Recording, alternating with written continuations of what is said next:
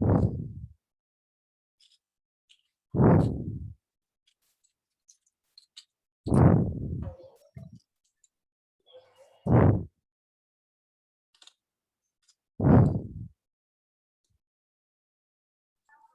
morning, sir. Good morning.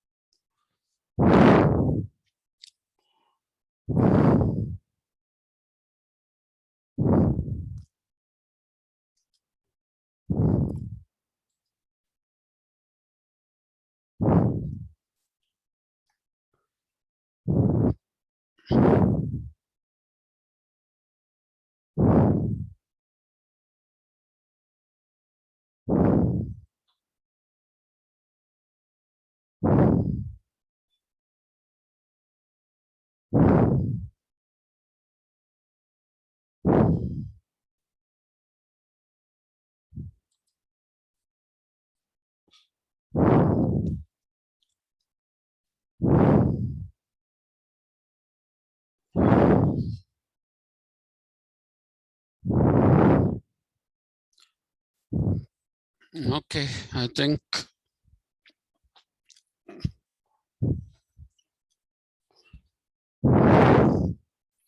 we have sufficient number of people to start a class of. For me, even one is enough. This might not be a very long class for two reasons. One is that I have to go to the arts college since I'm an examiner for a PhD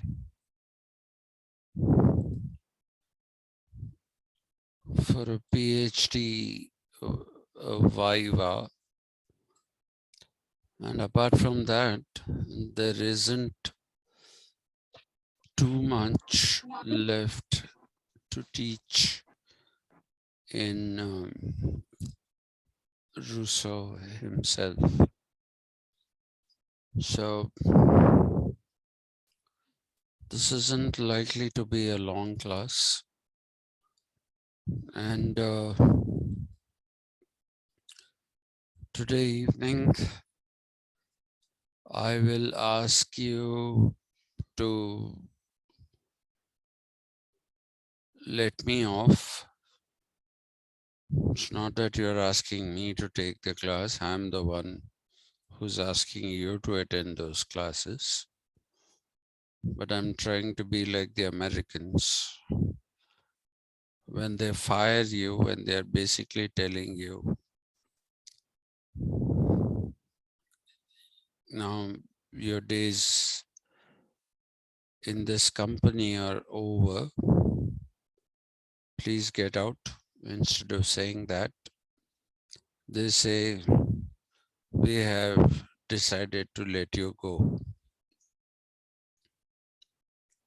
So that is euphemistic speech. And so I was using the same kind of euphemism here when I said, please give me one day off. It's not like you're asking me to take those classes in the evening. I'm the one who's taking them in the evening. So let me put it correctly. This evening, I won't be engaging a class. I don't know, for some reason, I'm feeling extremely tired. I don't know what's happening. I don't know why I'm feeling like this, but I'm feeling very, very tired. And going to that arts college and listening to the chap won't know what he has written. So they'll ask him to make a presentation and he'll start reading his thesis, and then somebody will say, no, no, please don't read the thesis. It's not necessary to read the thesis. Then the chap will say, Telugulo chapta, and everybody will say, yeah. Nobody will ask the question, how did you write in English if you don't have, uh,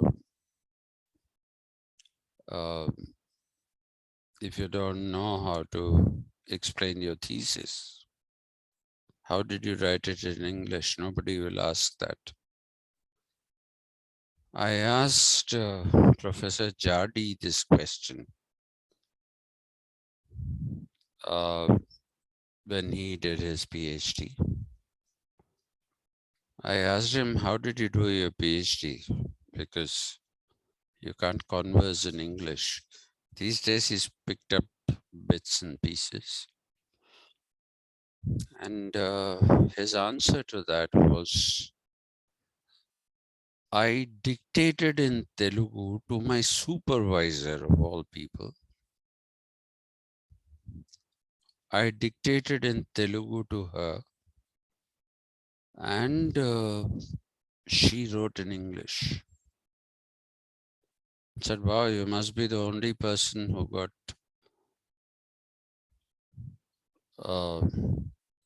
your supervisor to write your thesis. She gave you so much time. Anyway, the fact of the matter is that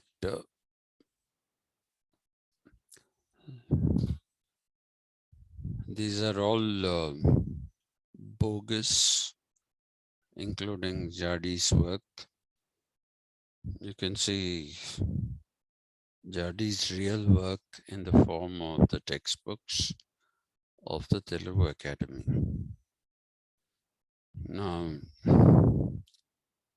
let's get on with where we had stopped yesterday.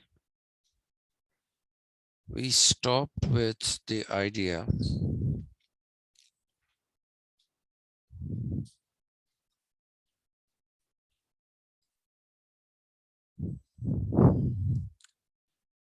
we said Rousseau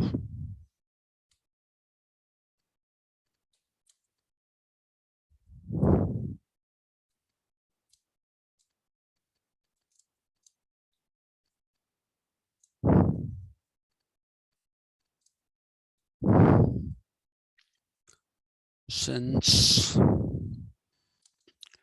he wanted full democracy, not the limited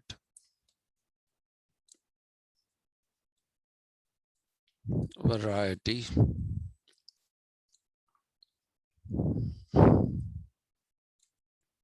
that one finds in Locke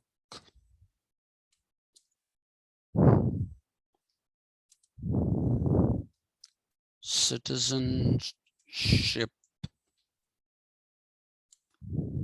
for all people,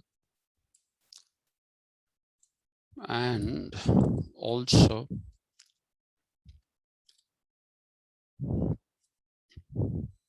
he wanted sovereignty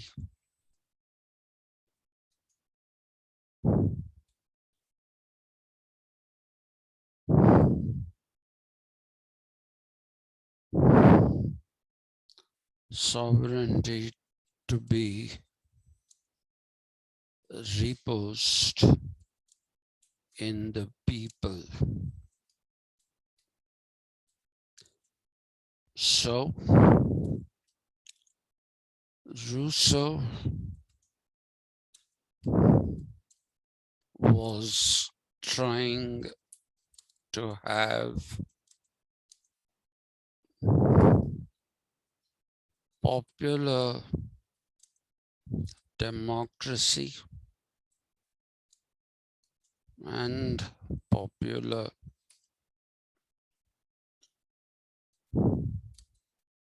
sovereignty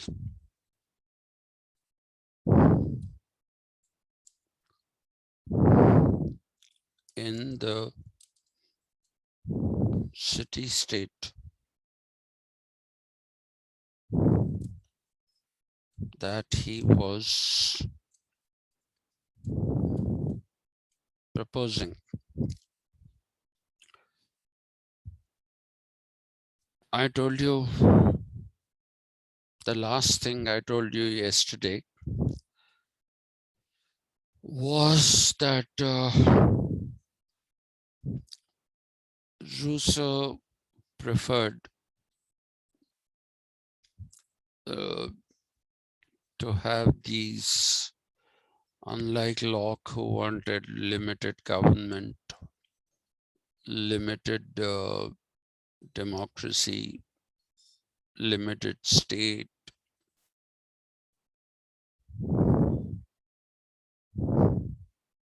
I have to put that here.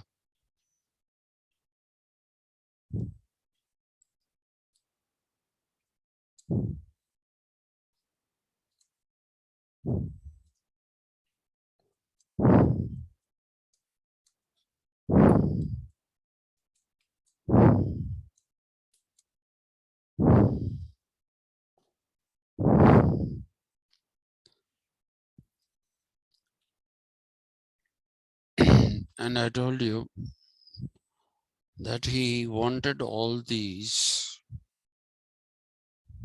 and intended to have them through a social contract mechanism.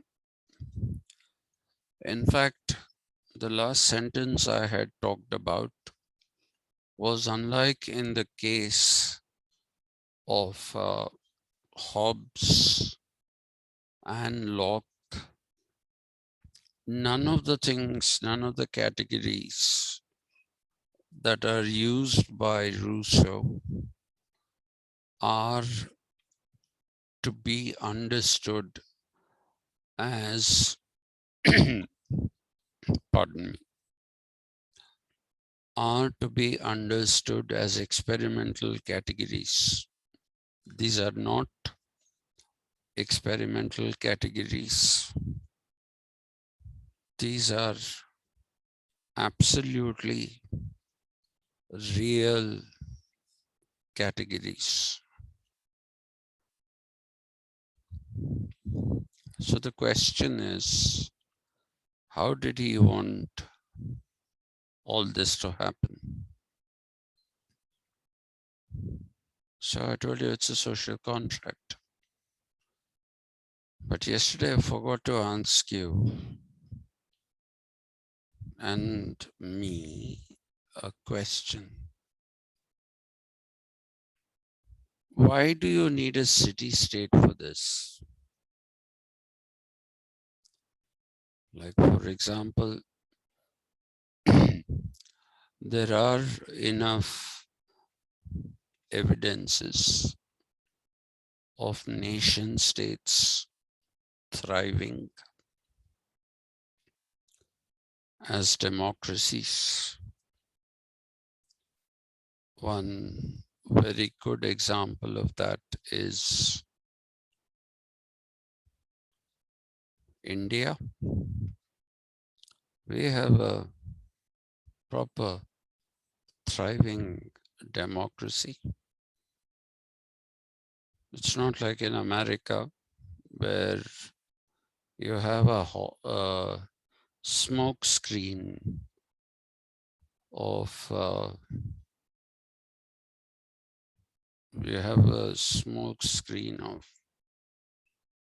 what should I say, um,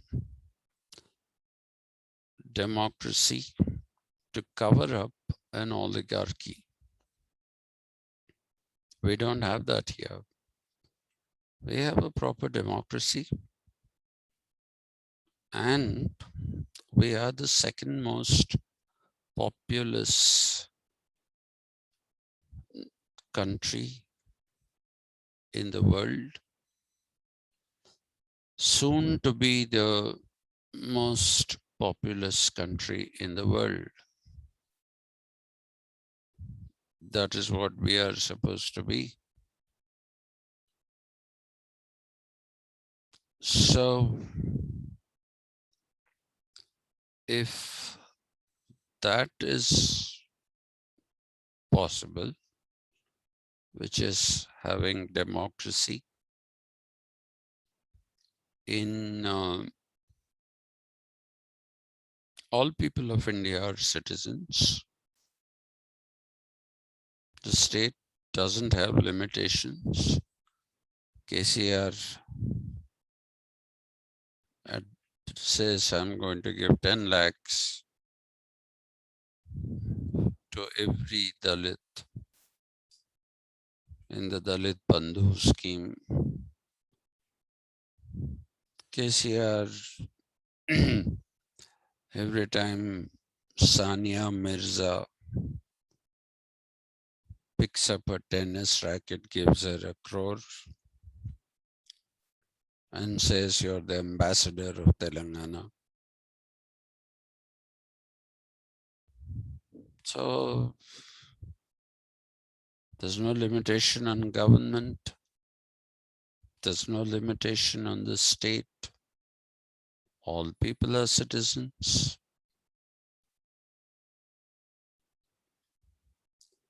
So what is the problem that Rousseau has with the nation state? That is the question.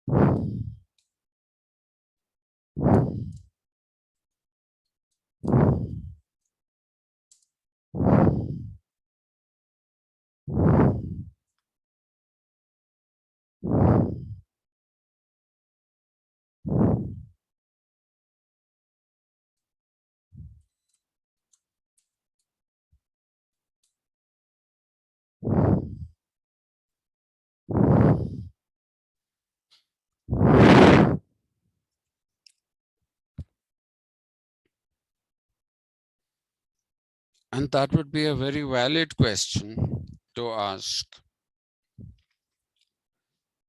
The answer lies in the nature of democracy that Rousseau wanted.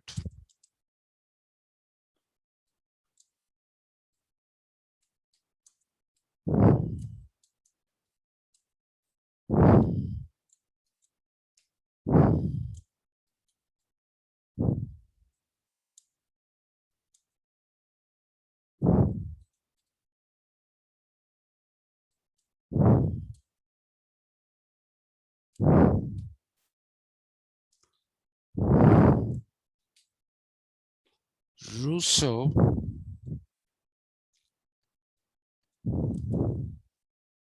was one of the earliest thinkers to realize that in a nation state, there are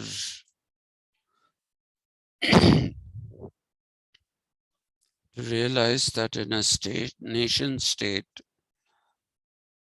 there are rather there is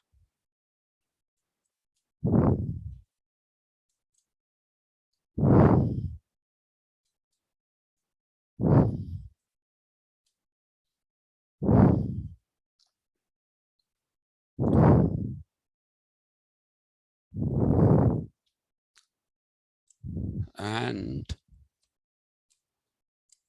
he was also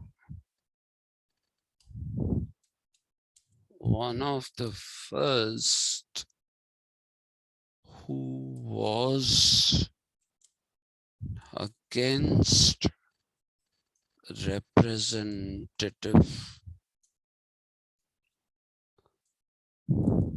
democracy, since he believed that in a representative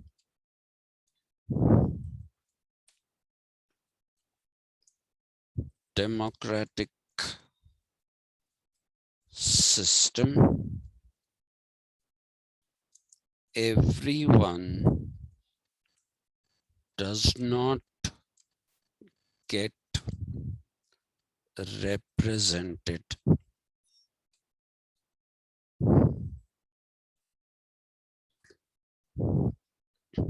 He was one of the first who was against. It's not like Locke didn't know that everybody is not going to get represented. He didn't want everyone to get represented, through his democracy. But Rousseau wanted every single person to be represented, and that this was not going to happen from within the contours of representative democracy. In fact, he says that representative democracy is a contradiction in terms. Is a contradiction in terms because while claiming that you're representing everyone, you're not representing everyone, which was the reality of democracy that he saw in England. But he also realized theoretically, in a representative democracy, it was impossible for everyone to get represented. If people were going to vote for representatives. I told you the problem with representative democracy. At the expense of the cost of rather boring you with the same example, I'll give it again. Imagine a constituency of 100 people, two candidates, A and B, are contesting elections. All 100 people vote, and if all 100 people vote, 51 vote for candidate B, 49 vote for candidate A. So technically, the difference is only one vote. Technically, though it seems like it's a 2-vote difference, but it is one vote. Now, doesn't matter even if it is a 2-vote thing. It is still half the population of the constituency who do not want to have B representing them. But because he got 51 votes,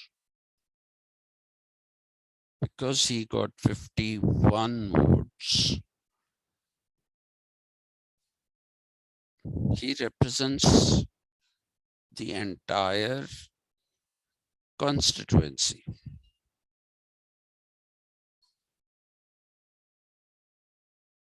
Which means that he is representing even those people who have voted against him.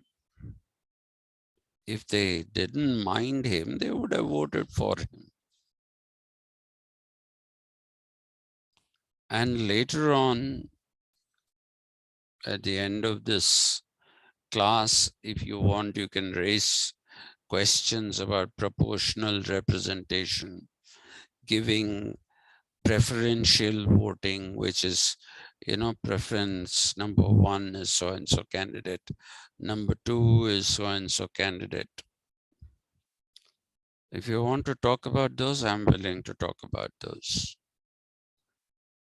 How they are also completely unrepresentative. Okay, so, but we should talk about them so that you understand why is it that I'm saying that they also don't work. They also don't basically work.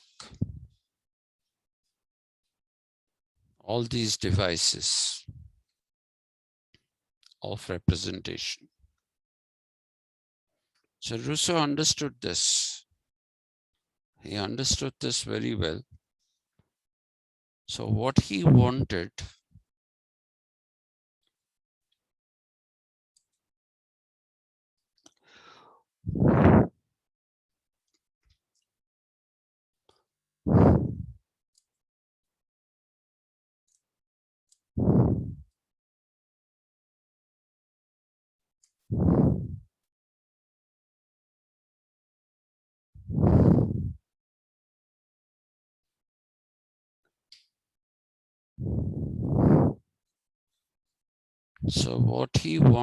was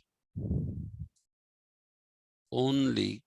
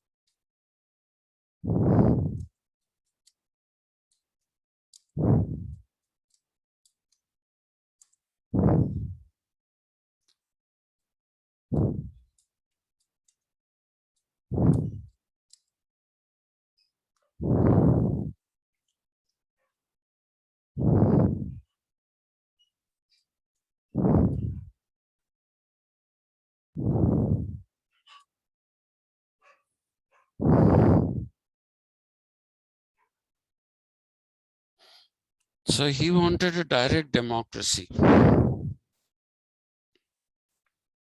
He wanted a direct democracy in which each individual represents himself and takes part in the decision-making process actively.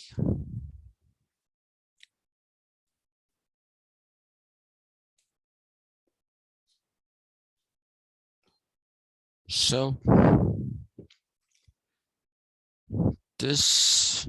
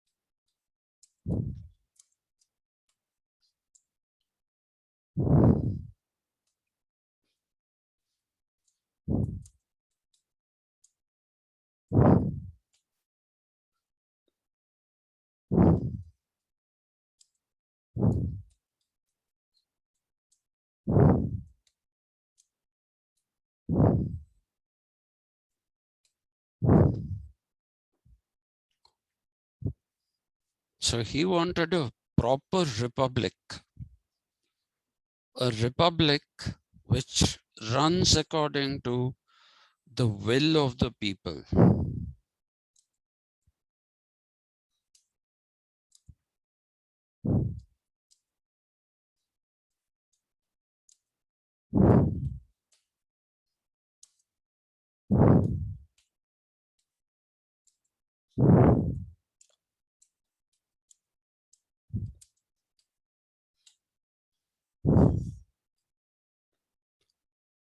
And that brings us to his idea of what is the will of the people.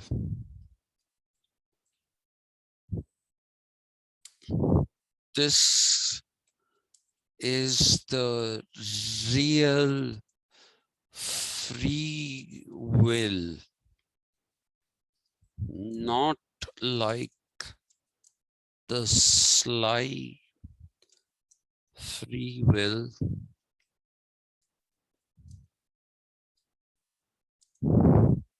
like you find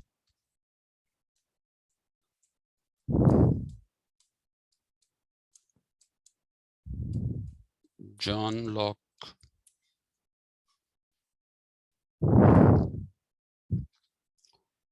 So this is the real free will.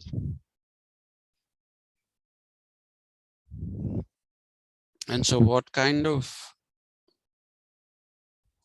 will did Rousseau want? Is it just a free will? And then what happens? How do, oh, how do, one second, please.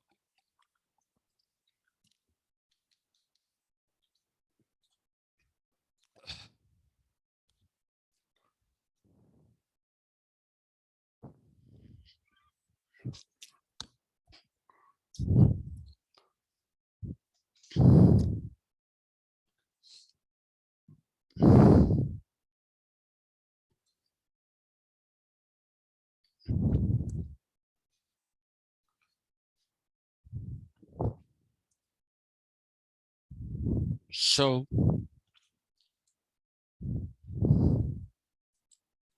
how do people reach this free will, and how do they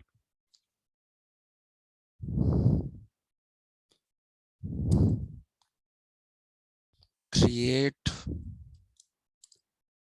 a republic that has at its heart the idea of, this I should put in capitals,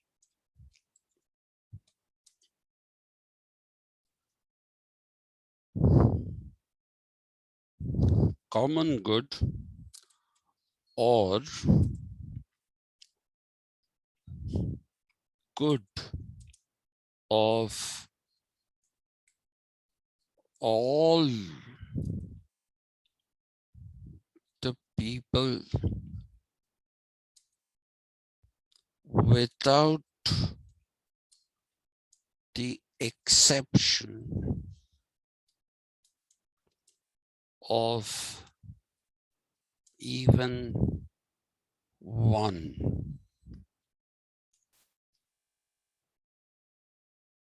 That is what Rousseau wants. Okay, common good. Rousseau does not believe in individual good. He is going back, to Aristotle. He's going back to Plato, not just for a stupid reason, but for a real reason, which is he believed in the idea of common good. Common good is the good of all without the exception of even one. So how did he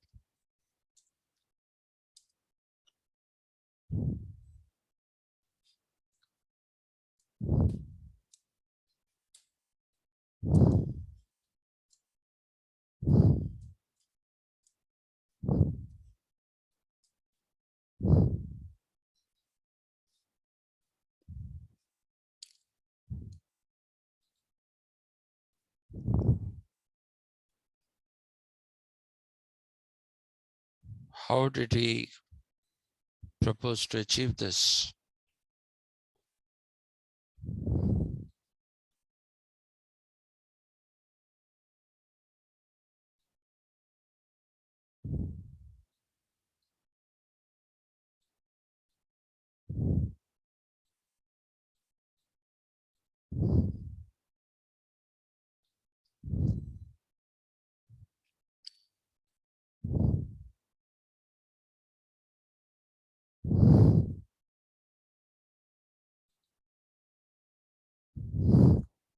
this he proposed to achieve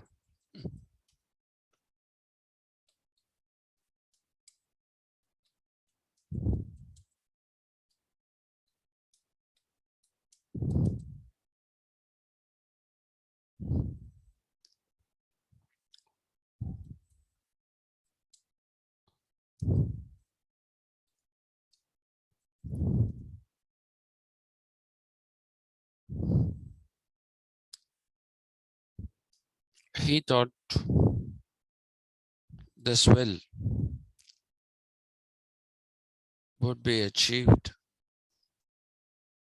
this will and the common good of all the people, the will that works for the common good of all the people will be achieved through the mechanism of a social contract.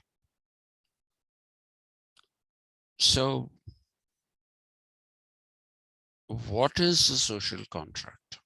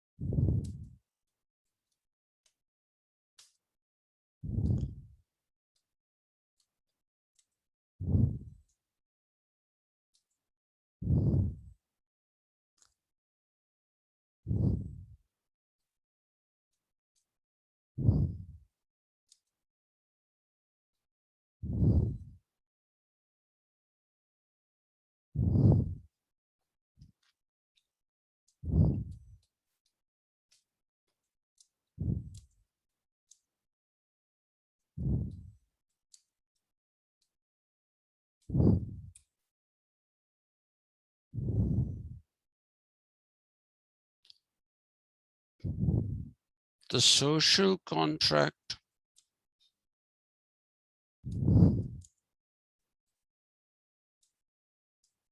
itself is the direct democracy in which every single individual in the state will participate.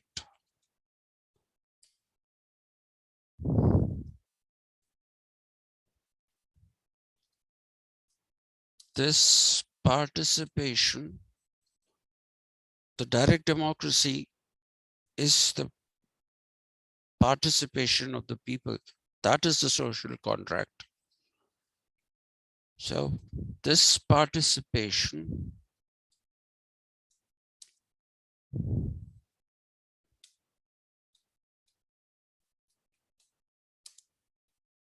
is through the overcoming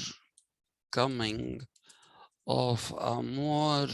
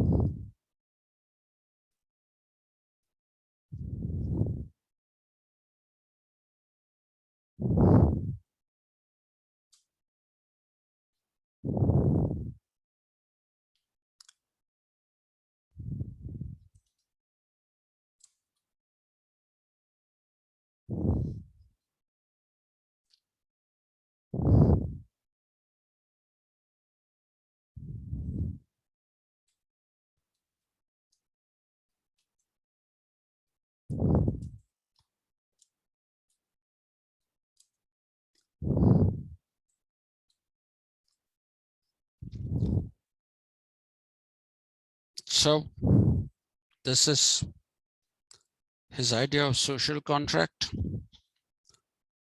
What is he saying in the social contract? He's saying that every person should participate in the decision making of the state, and that is why he wanted a city state. You cannot have this kind of a system in a nation state. We are what, 135 crores, and 135 crores, where can they all come together? Where can they all come together? So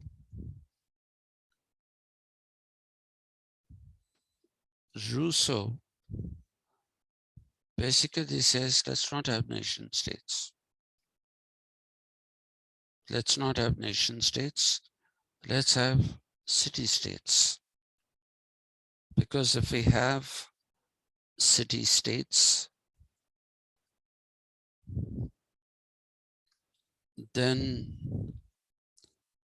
what you will find, if you have city states, is that people can and will participate in the democratic process. The democratic process itself is the social contract. The democratic process is the social contract. Why did he talk about education in Emile? He talked about education in Emile because he wanted people to understand that everybody has a responsibility to other people. Free will is not doing whatever you please. That is not free will. Free will is understanding the moral limitations that are there on your will and acting freely within those moral limitations. That is free will for Rousseau. It's not do whatever you want, then that leads to chaos. That leads to complete confusion. It leads to the dissolution of society. So he's not looking at that. That is not what Rousseau is looking at. Rousseau is saying free will, yes, think freely, act freely, but don't forget that you have an obligation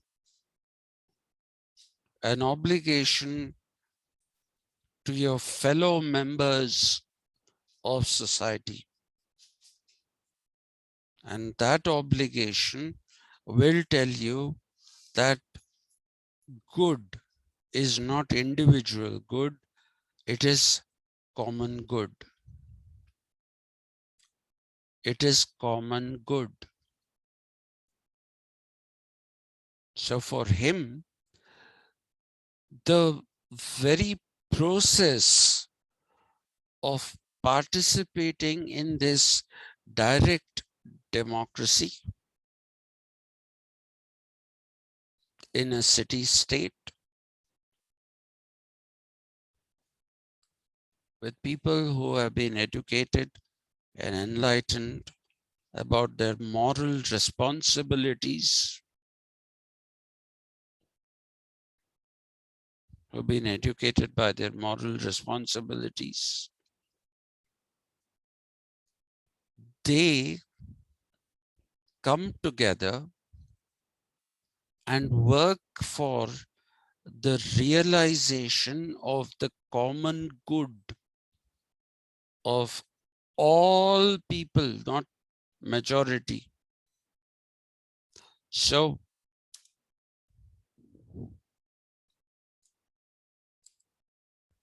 The general will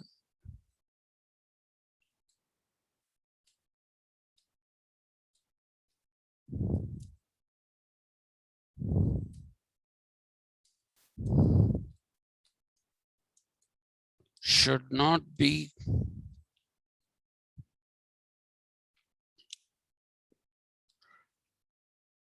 confused for majority will.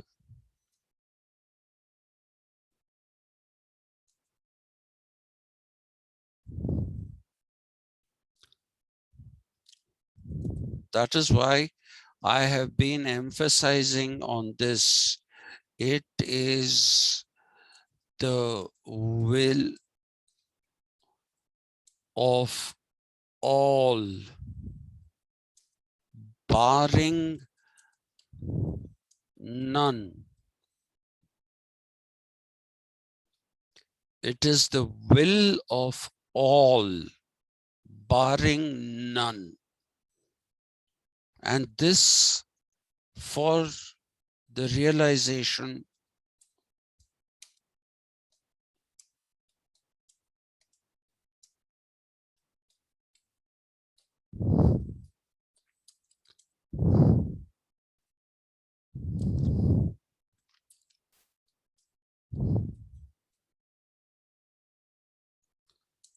for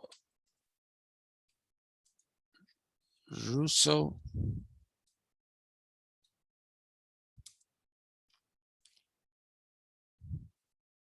good can only be common good, which is applicable to all, barring none.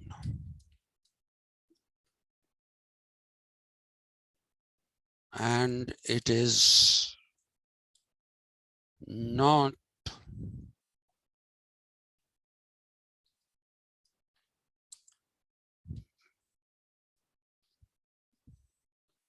it is not only for some people or a majority of people.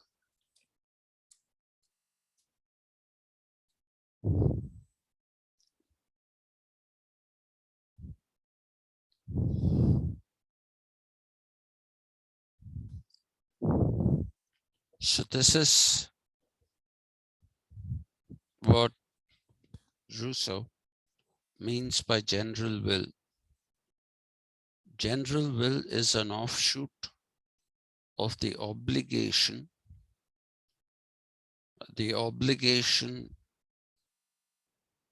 that people have towards each other. So Rousseau is going back to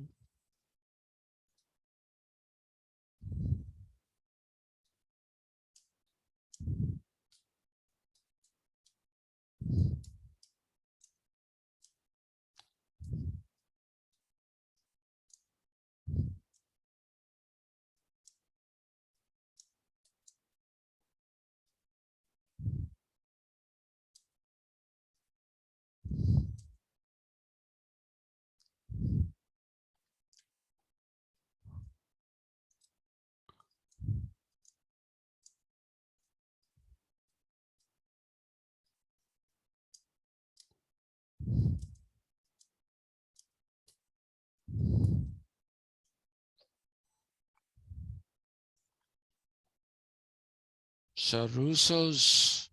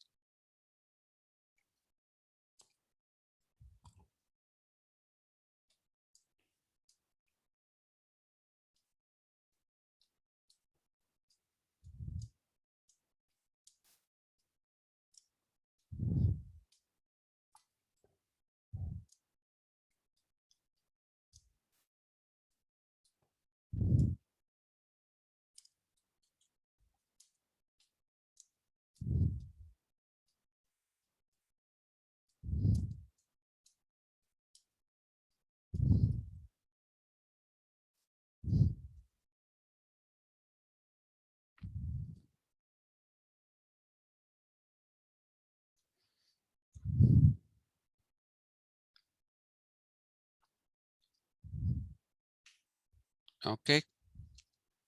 And he's also saying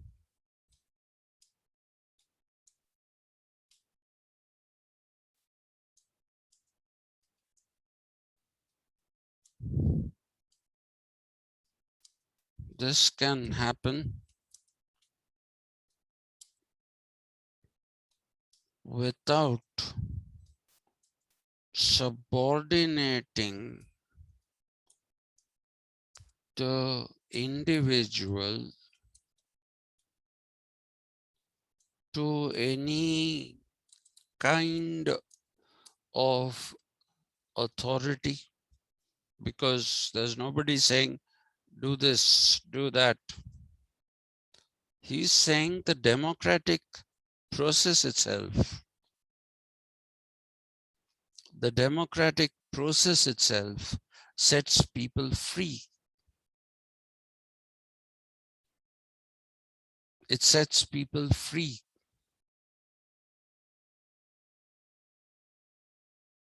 And when people are free, they think and act responsibly. They understand the responsibility that people have to each other,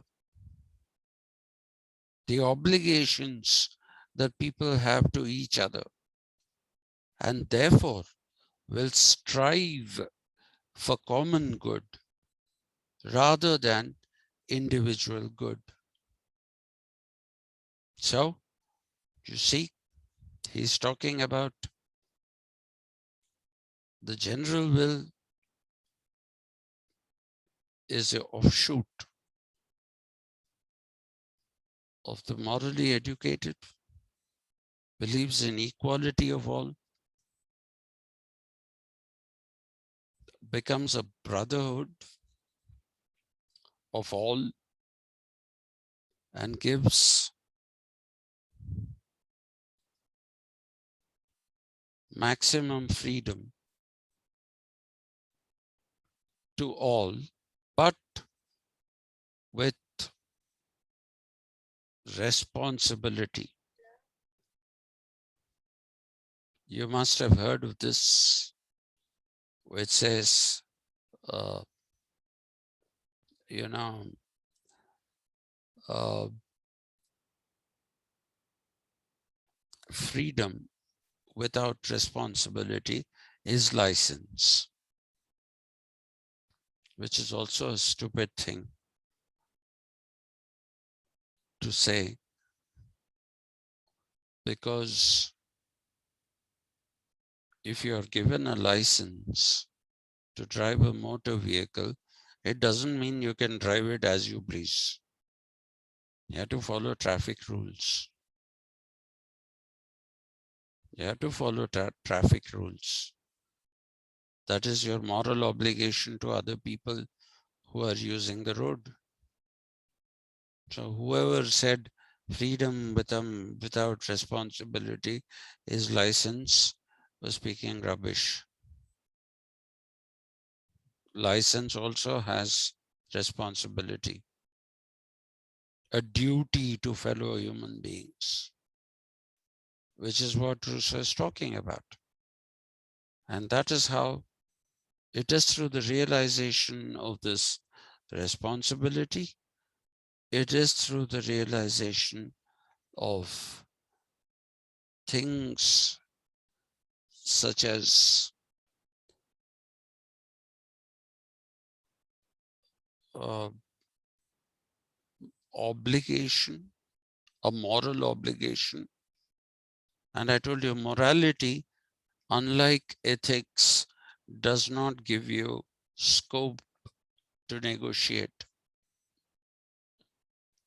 So Rousseau, by ditching, for all practical purposes, the concept of ethics and embracing the concept of morality, is creating a transcendental category. Transcendental category is that which rises above time and place. Anytime, anywhere in the world, rules of morality are the same. Anytime, anywhere in the world, rules of morality are the same. Ethical rules are not like that. Ethical rules are not like that. They change with the social ethos. They change with the social ethos. So ethics are different. You can negotiate with them, but you can't with morals.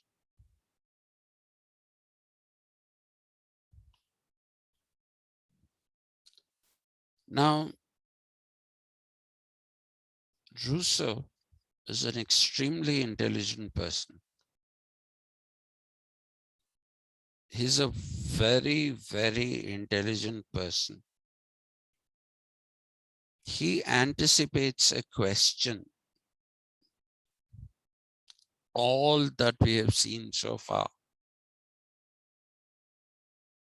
Okay, all that we have seen so far, he anticipates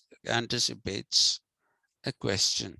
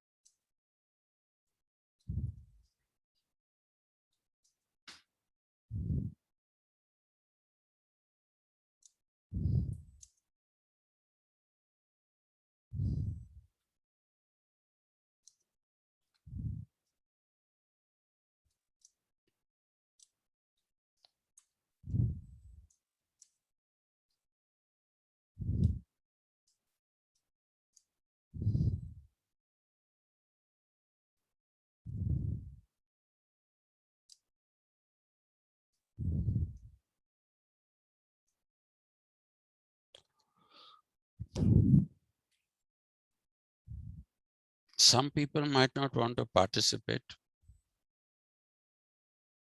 We've seen that. We don't have 100% voting.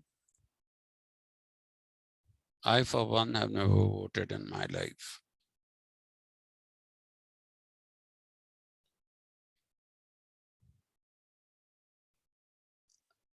And what if people don't behave or can't behave like Rousseau expect them to? keeping in view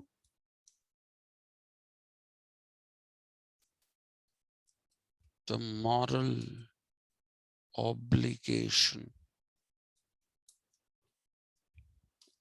that they have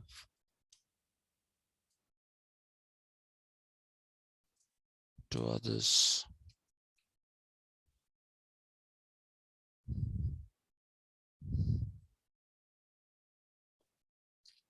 Then what will happen? What will happen to the general will? So Rousseau gives an alternative.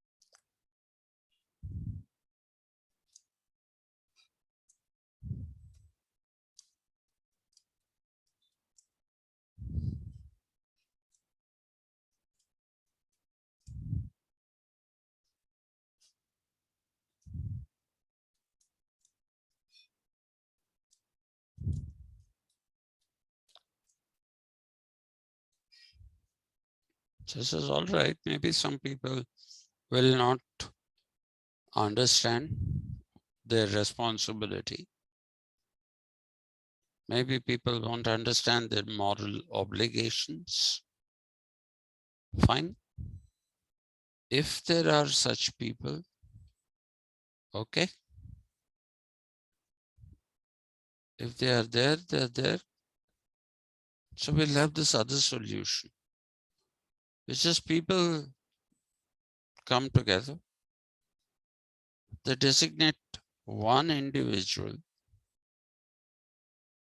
and call him the Universal Legislator. That is a very, very key phrase. The Universal Legislator is one who will make laws keeping in view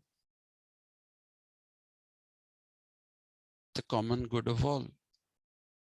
He's an enlightened person. He's an enlightened person. So he will make laws that enable the realization of the common good of society. So Rousseau likes these paradoxes. He gives two extremes as solutions. One is that one extreme that you're looking at is complete participatory democracy.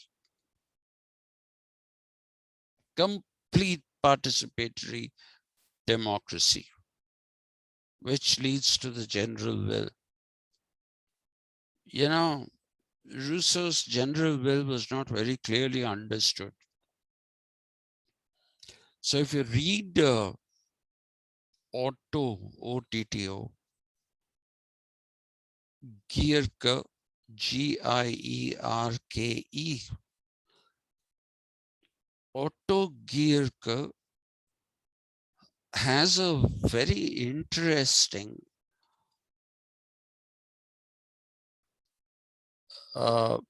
take on Rousseau's social contract and general will.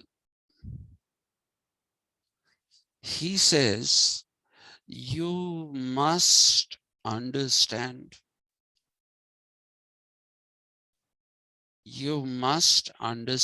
the general will and the social contract as permanent war.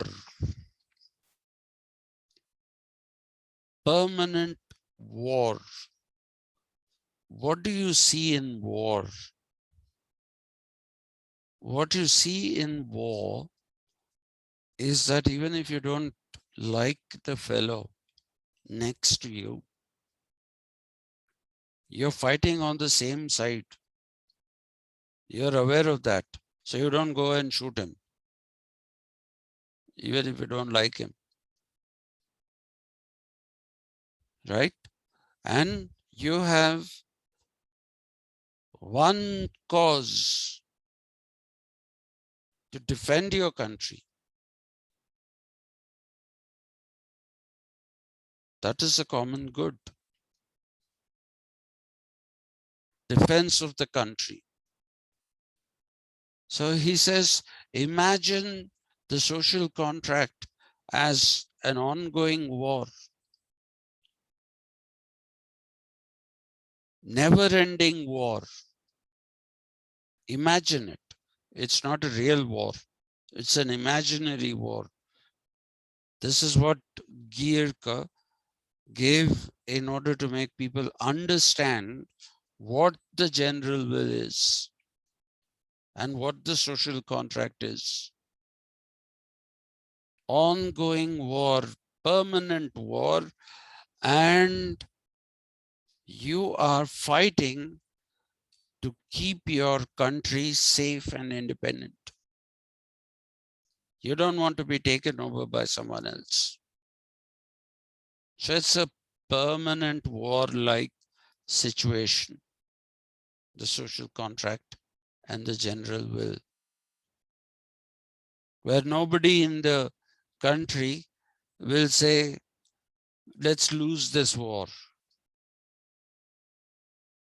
If tomorrow the country goes to war with someone, we don't say, let's lose this war. We would want to win the war. We would want to win the war. And while the Modi Bhakts were putting propaganda during the Balakot airstrike and the Galwan Valley, they were saying how bravely our soldiers fought.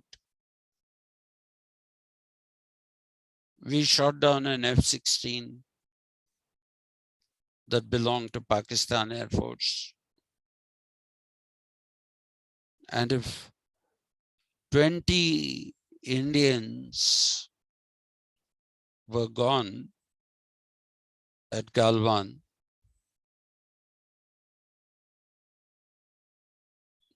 we kept talking about how they were brave and gave up their lives.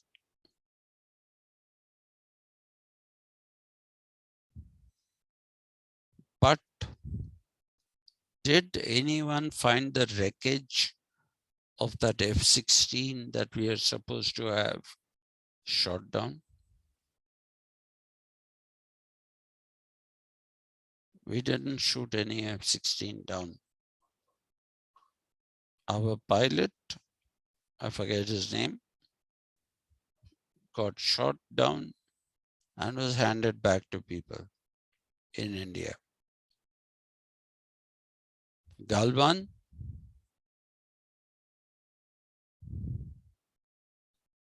China didn't release any casualties, and when it was asked, it said none died.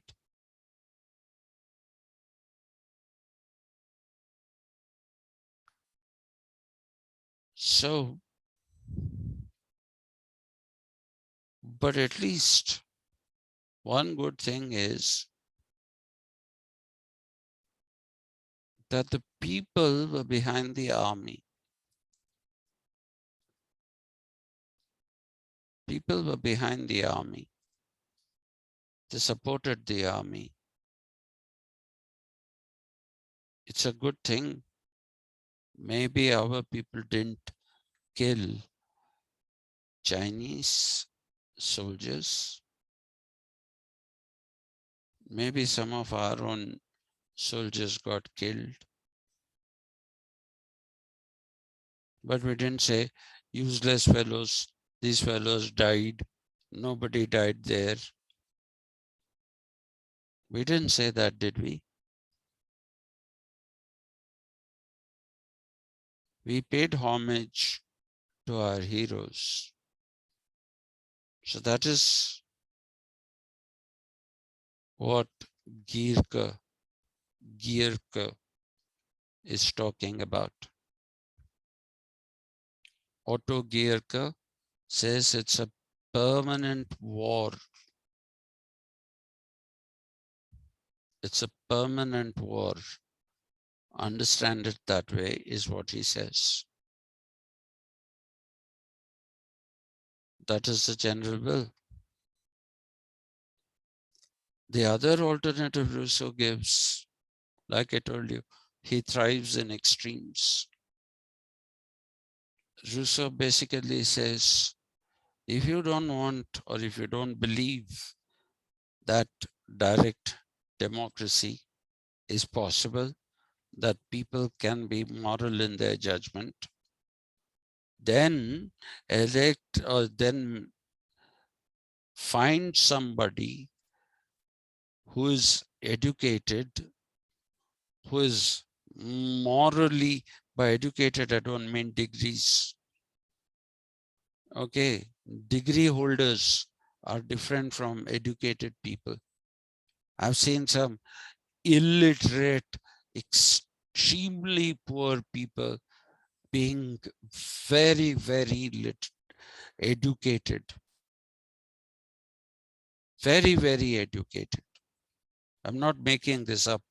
Someday I'll tell you the story of what kind of people I have met and how well educated they are. And I can show you tons and tons of people who are coming out now with PhDs has become like 7th class.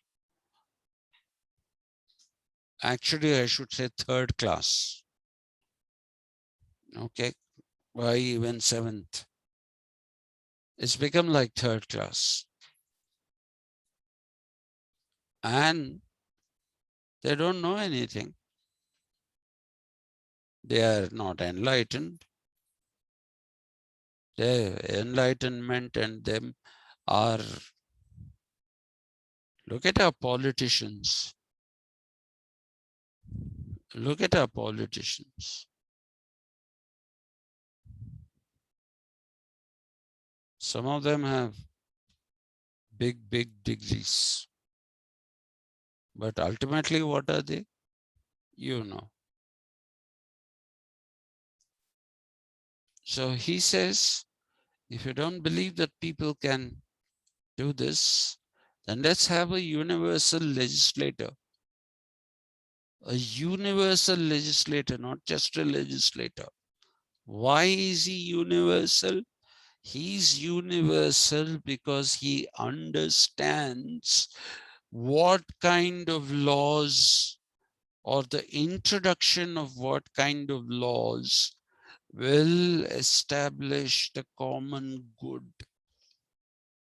will establish the common good of society and reflect the general will of the people.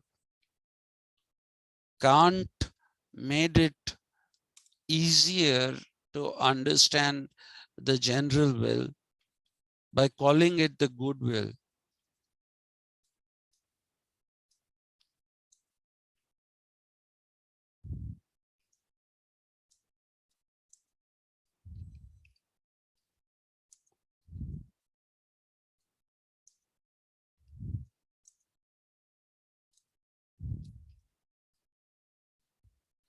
Why is he calling it the good will? Because it's a will that thinks about the good of all.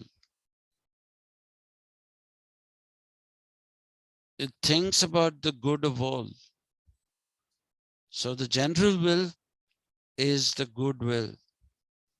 So if you think it cannot be reached through a democratic process, then fine, let's have a universal legislator.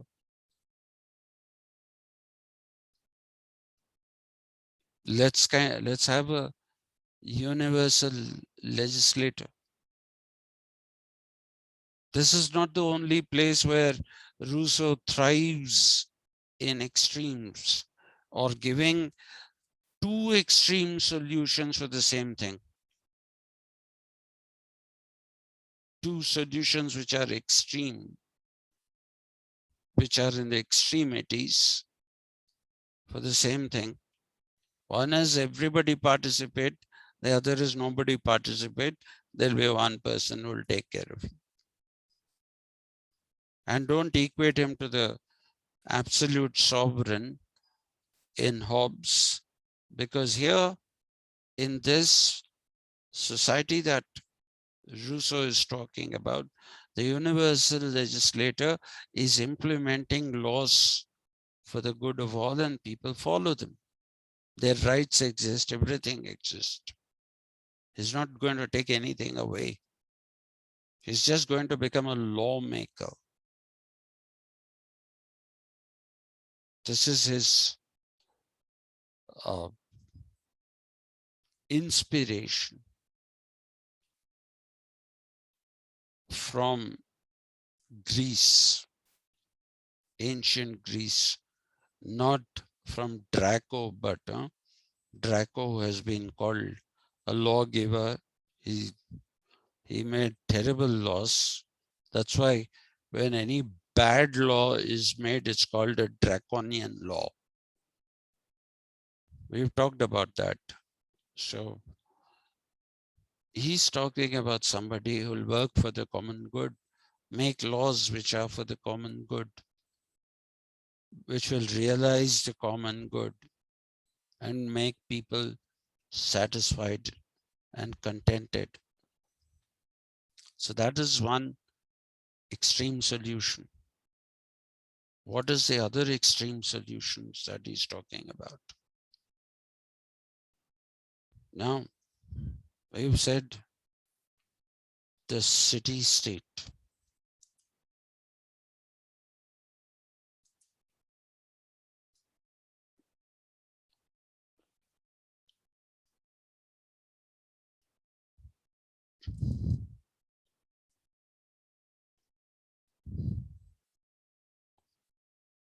Geneva is his inspiration,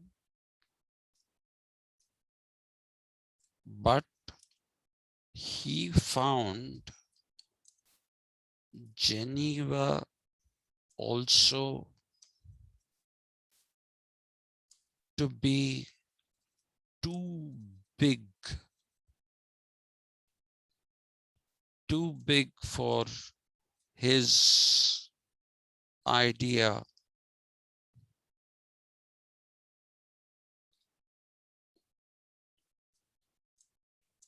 of direct democracy and the realization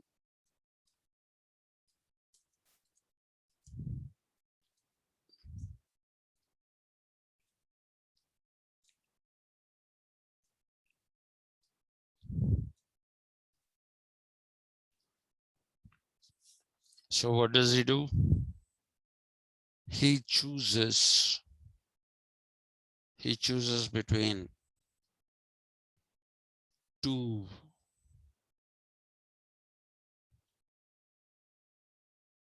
kinds of entities. One entity that he talks about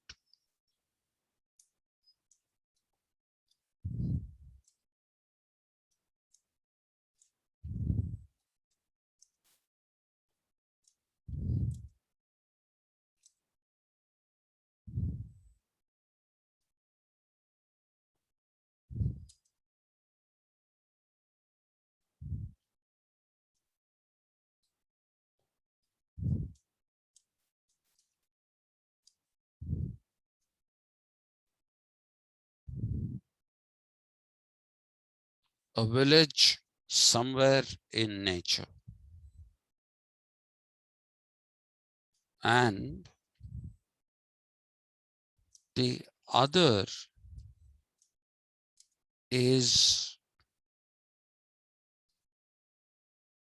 the Greek polis Sparta. He didn't like Athens.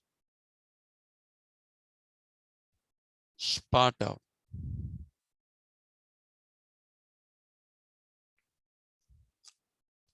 So when you're talking about direct participatory democracy with the general will as the objective, with the social contract, and realization of common good, that happens in the village somewhere in nature.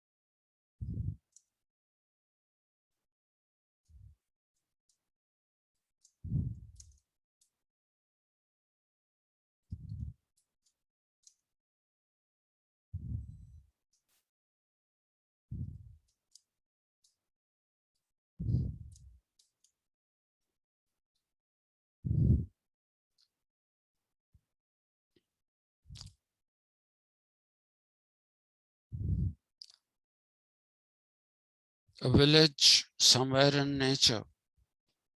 And look at the usage of the term. He's calling it a village, he's not calling it a city. A village somewhere in nature. So that is why people say that Rousseau is a romantic thinker. He's a romantic thinker because the solution for participatory democracy, participation by all in democracy, is a village somewhere in nature that has prompted many people to say that he's a romantic thinker. But then he didn't say only that.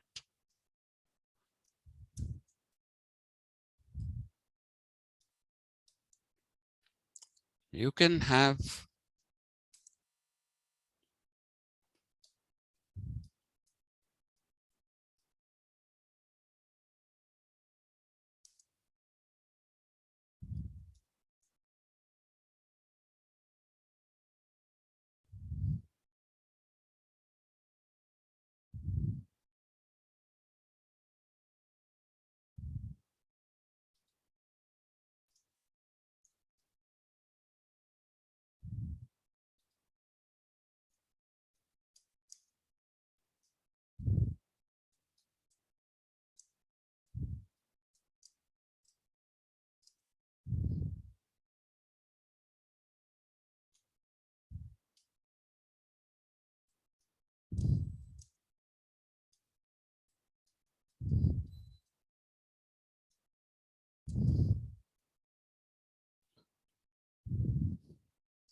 he chose Sparta deliberately because Sparta was all austerity.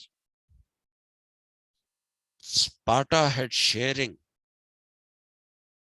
The leaders of Sparta made sure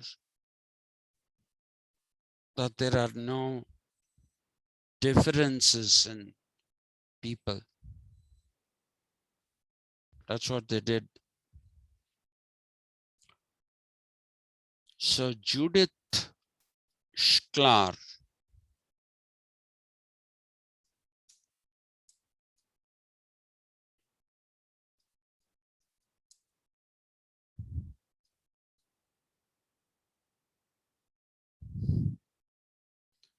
Judith Schklar says Rousseau has a system where you can have men or citizens. What is the difference? In the village, somewhere in nature, when people are participating in direct democracy, she says they are men. All are participating. It's men. But when he's talking about Sparta, when he's talking about the Universal Legislator, Sparta as a system had citizenship, the citizenship for all. So you can have a village somewhere in nature with direct democratic practice for the realization of the general will, or you can have a Sparta with a universal legislator who understands what is good for all and therefore creates laws which are universally good, meaning they're good for all. So Schklar's book itself is called Men and Citizens. This book she wrote only on Rousseau. I consider it to be the best work on Rousseau. She's an amazing, amazing scholar. So please remember these things. We'll answer that question. Is Rousseau a romantic or is he a rationalist?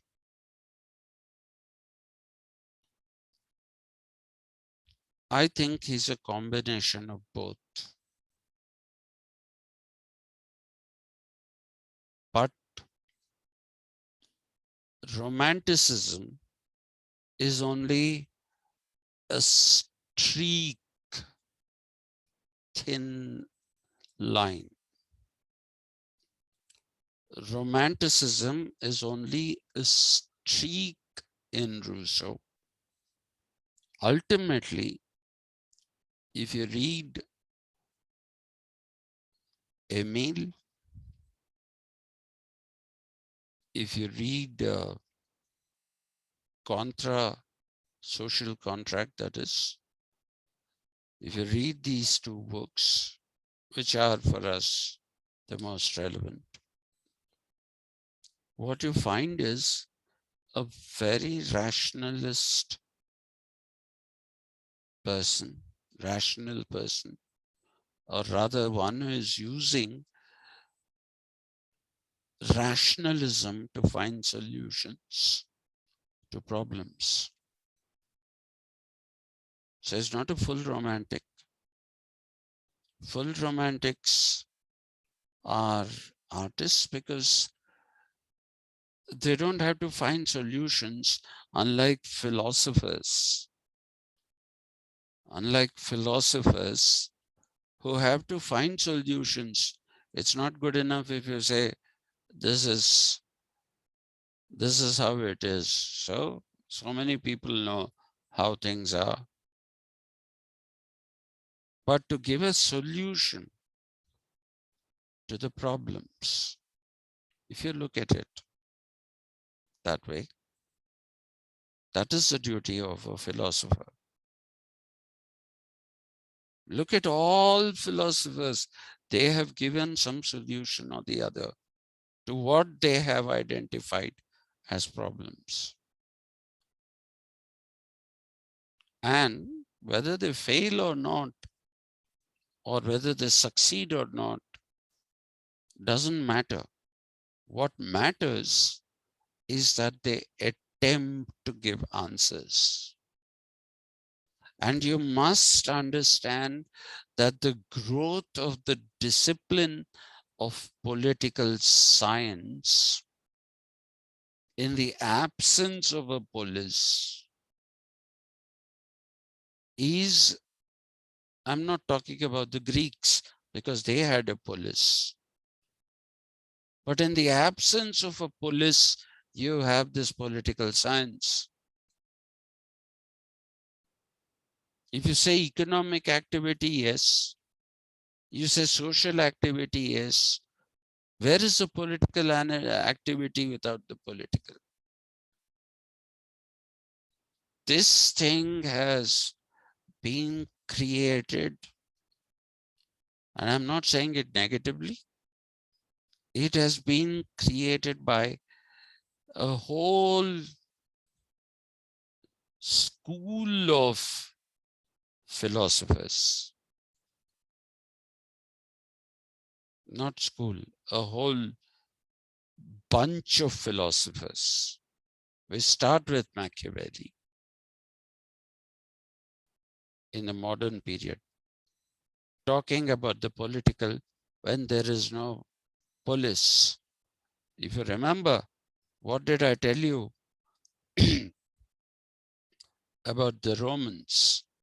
The Romans, when they didn't find the political, they didn't have the polis. So they translated things into Latin from Greek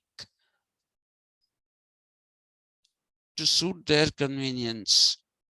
So koinonia politicae becomes societas civilis, civil society. And now we have, what should I say, bags full of different meanings of civil society.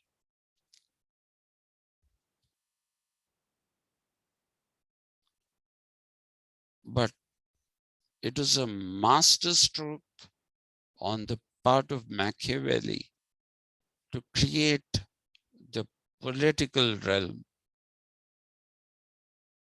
disjunct it from the ethical, and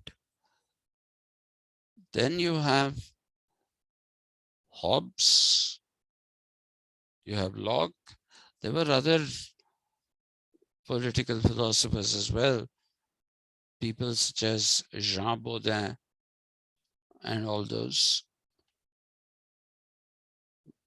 But each of them have contributed in some way or the other for the emergence of not just political science as a discipline, but to the emergence of politics as an activity.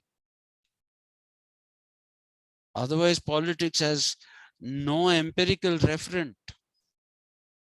Economics has an empirical referent. Sociology has an empirical referent. Anthropology has an empirical referent. In the absence of the police, what is the empirical referent? These people have created activities which has led to the emergence of politics as an activity, and later on politics as a study. Political science is a relatively new nomenclature.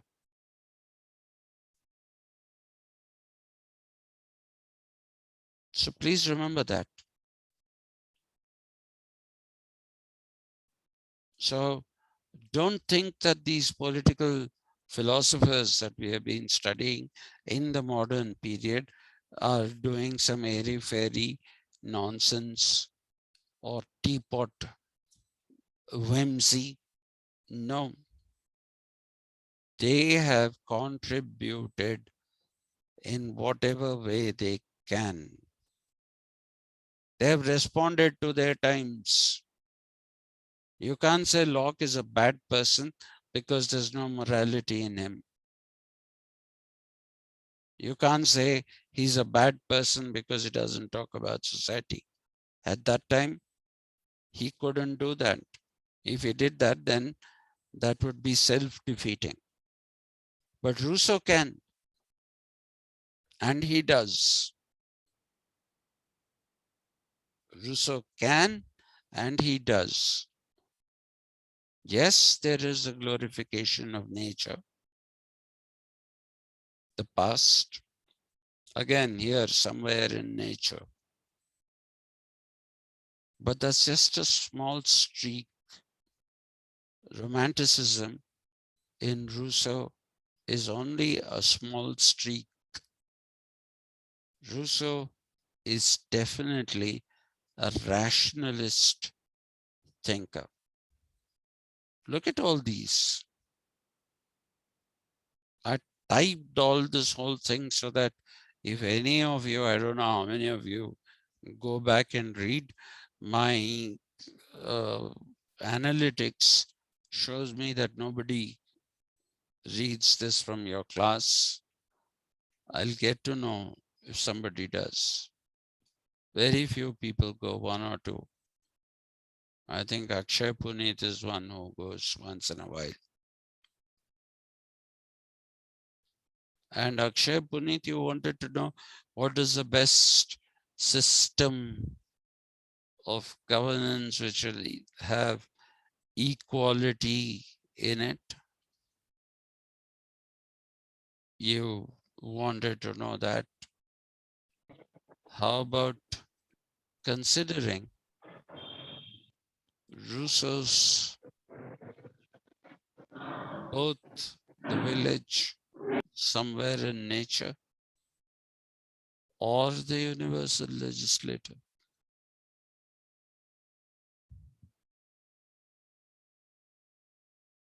And don't think these are impractical ideas. A lot of people who don't know British history, I've told this to you, I'm going to stop with this now. A lot of people who don't know British history have laughed at Locke and said, what is the surrendering of rights? But they don't know history. What does history show?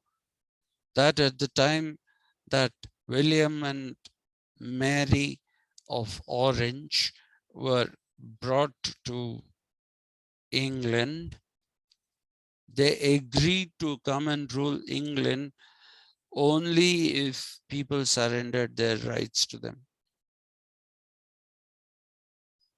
So people surrendered their rights to the king and queen, William and Mary of Orange.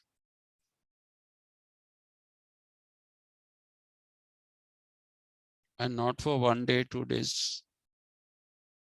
They did it for years. Edmund Burke believed that had to be continued. Thomas Paine said you cannot give away something that doesn't belong to you. So they had a falling out. If you like, we can have a class, another class. Let me make a note of all the things about rights in general. Because I've realized the 4th semester is out.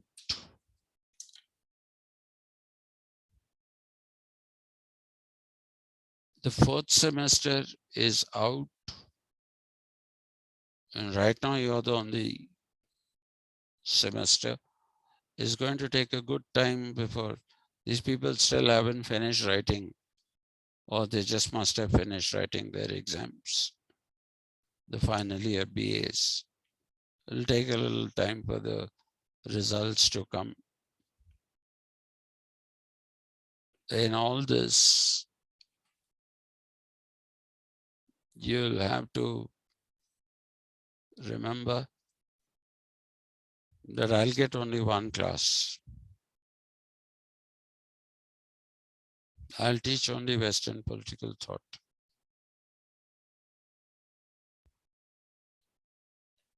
Because I'll teach Western political thought. Head of the department will teach, I don't know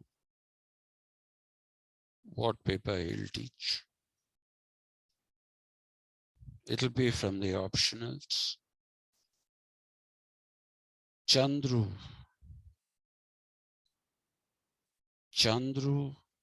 will teach Indian political system. Indian political process. System is over. This semester it is process. Sir, if you have syllabus, please put it in group. I'll give it to you. So he'll teach Indian political process. So one more paper is left. One optional will go to Jadi and Yasmin by International relations. by virtue of being the junior most, will have to teach international relations and another paper. She has to teach 2 papers. So my plan is I'm going to revive evening classes. I don't know how many of you are interested. I want to pick up all these concepts. We'll have only 1 hour classes. That's okay. Yesterday I was reminded, please stop. And I said, I stopped. So we'll have 1 hour classes in the evening where we'll go through things that we haven't gone through or could not go through properly, or the syllabus doesn't allow us to go through. We have to do all this. I'm also writing this down. behavioral and political analysis, in which we have to do behavioralism, structural functionalism. I don't know how many of you come. Even if one person comes, I'll take the classes if you're interested. Yes, sir. Yeah.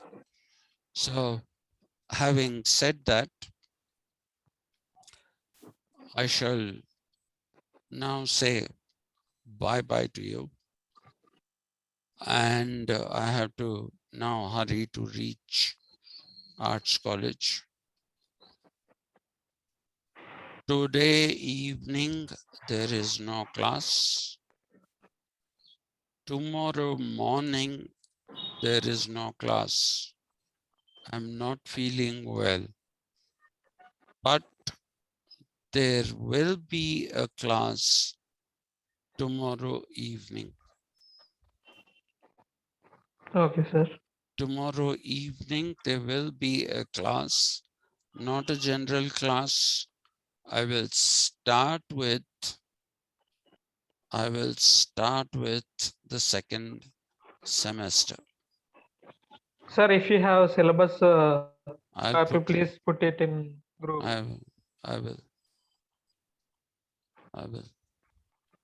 After I come back from the meeting. Okay, sir. Yeah, I'll put it. So today evening, no class. Tomorrow morning, no class. But tomorrow evening, there is a class. Okay, sir. Right.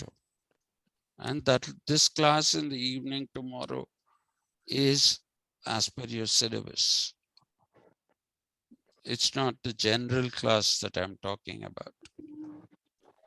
The general classes I'll start after a few days, because I still have to, in the evening classes, once I begin with this, I want to start the semester thing. I want to teach Bentham and John Stuart Mill in the evening classes. Okay, so Yes, sir. Okay, sir. thank you very much. And Thank you, sir. yeah, and Thank you, sir. Thank you, sir. right. Thank See you. Thank you, sir. Yes, thank you. See you tomorrow evening. Thank you, sir. Yes, sir.